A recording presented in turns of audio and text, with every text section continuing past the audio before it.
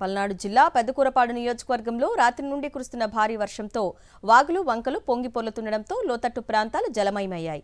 అచ్చంపేట వద్ద లో లెవెల్ చాప్టాపై 4 అడుగుల మేర నీరు ప్రవహిస్తుండడంతో అచ్చంపేట క్రోసూర్ మధ్య రాకపోకలు నిలిచిపోయాయి. సబ్స్టేషన్లోకి వరద నీరు చేరడంతో అధికారులు విద్యుత్ సరఫరా నిలిపివేశారు. అమరావతి మండలం పెదమద్దూరు వద్ద కొండవీటి వాగు ఉధృతంగా ప్రవహిస్తుండడంతో అమరావతి విజయవాడ మధ్య రాకపోకలు నిలిచిపోయాయి. భారీ వర్షాల కారణంగా విద్యాశాఖ అధికారుల సూచనల మేరకు పాఠశాలలకు సెలవులు ప్రకటించారు.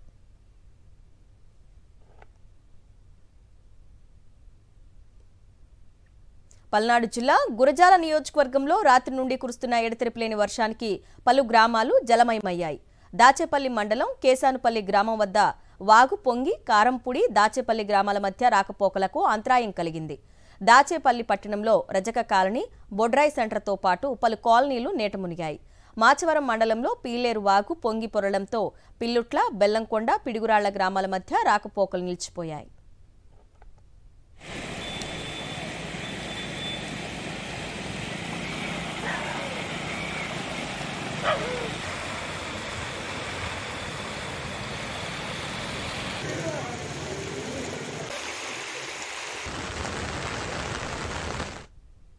పల్నాడు జిల్లా పెద్దకూరపాడు కోల్డ్ స్టోరేజ్ సమీపంలో కల్వర్టు వద్ద నీటి ఉధృతికి కొట్టుకుపోతున్న 2 యువకులను పోలీసులు రక్షించారు.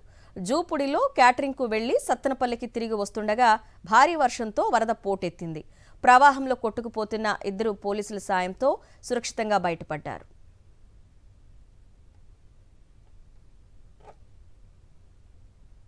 కృష్ణా జిల్లాలో రాత్రి నుంచి కురుస్తున్న భారీ వర్షాలకు వరి పొలాలు నీట మునిగాయి. అవనిగడ్డ, మోపిదేవి, చల్లపల్లి, నాగాయలంక, కోడూరు మండలాలలో పంట పొలాలు చెరువులను తలపిస్తున్నాయి.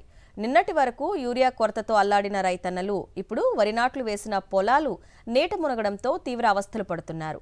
ప్రభుత్వమే తమను ఆదుకోవాలని విజ్ఞప్తి చేస్తున్నారు అన్నదాతలు.